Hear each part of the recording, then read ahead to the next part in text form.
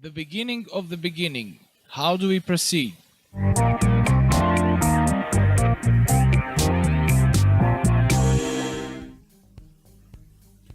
Hello, my name is Sergiu. Welcome to the first episode of F.A.R. Fail and Refine. This series is meant to encourage you guys to develop a skill or a good habit or such like. Aren't we all good at finding reasons not to?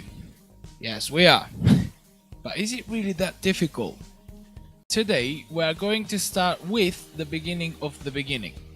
I want you to write something down, as I did, and I'm reading it off the screen right now because I'm also a beginner, as I told you in the introduction last time. So, what, why, when, and how much? Simple words, simple questions. What? What is the skill required for your dream to come true? Why? Why didn't you have the courage to talk about it? Or why did you give up when you failed? When? When did you realize it was there? And how much? How much do you want it? As soon as you have your answers on paper, you will also have clarity on the following. The reason of delaying everything, on realizing what you want to become or do, and how much it still means to you. Let's look at a typical day. Most of us have jobs, families, or we're students, all of which take a huge chunk out of the available time.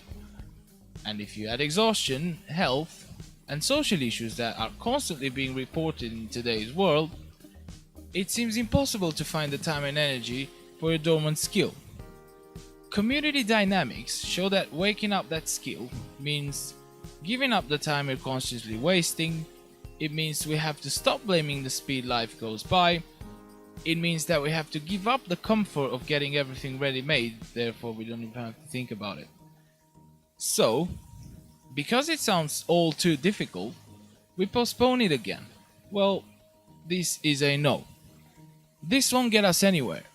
I believe that the first thing we need to do before we even attempt to think about developing a skill is understanding that it will take time. Some of the time we were just talking about. But we can find it, and it's easier than you think. We're all aware that we spend lots of time doing things we shouldn't be doing. And it's a good idea to start from there. I have many moments when I just sit there and do nothing, and I'm aware of it. Or if I'm not, then someone will remind me. Many, if not all of you guys, experience the same. It goes from not being mentally engaged to simply sitting there. But why does it happen?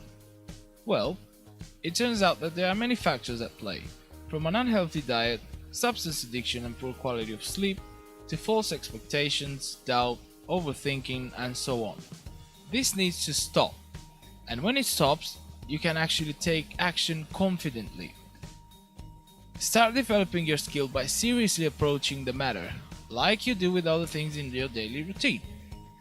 This is the answer to the question, where do I start? We have got to get the basics right and discipline ourselves in order to assure ourselves that we can focus. Now, I'm not saying that you need to become a professional athlete overnight just to learn how to cook, but looking after the basics will help massively with finding time as well as improving confidence. Let's dig into the basics a bit. Sleep. Sleep has the most impact on your day and quality of life by a large margin. You have to make it clear to your partner, housemates, friends, and whoever else may interfere with your sleep patterns that from now on you'll be taking your sleep more seriously, and obviously do that. Studies show that sleep is most effective through the night, after 12 am all the way through to 6 am, with the middle of this time period being the most effective. Avoid blue light, starting with 2 hours before sleep. Use gels, filters, filter glasses, software filters on your computers that will filter the blue light out of your screens and such like. If you have sleep issues, whatever the cause, take them seriously starting today. If necessary, see your doctor. Sleep is divided in cycles, and without getting too much into the science of the rapid eye movement sleep and such like, it is important to know that 6 to 7 cycles are recommended for a good night's sleep. A cycle lasts 90 to 120 minutes, so you do the math. And sleep tight. physical activity. Professional athletes are obviously amongst the healthiest people, especially when compared to a sedentary person. But can you believe that a normal person that simply follows the basic physical activity recommendation of 30 minutes a day is already 80% there? Research shows that physical activity promotes the release of endorphins, aka happy chemicals in the brain, that have all sorts of benefits such as increased sense of calm, less anxiety, a self-esteem boost and so forth, which will all contribute to how you approach your new skill. Diet. We've heard so many times about the 5-a-day process. For God's sakes, just do it. Count the apples, or tomatoes, or whatever works for you and make it 5. It's that easy. If you forget, eat salmon. It contains omega-3 which supports your memory. There you have it. Don't eat too late. Don't skip breakfasts. I mean, we all know these things, but how many of us are actually practicing them? So, first count your fruit, and then find a total of how many vitamins you've already assimilated just by doing that. A healthy diet makes your body work naturally, which makes you feel more alive. And do we even have to talk about the importance of water drinking?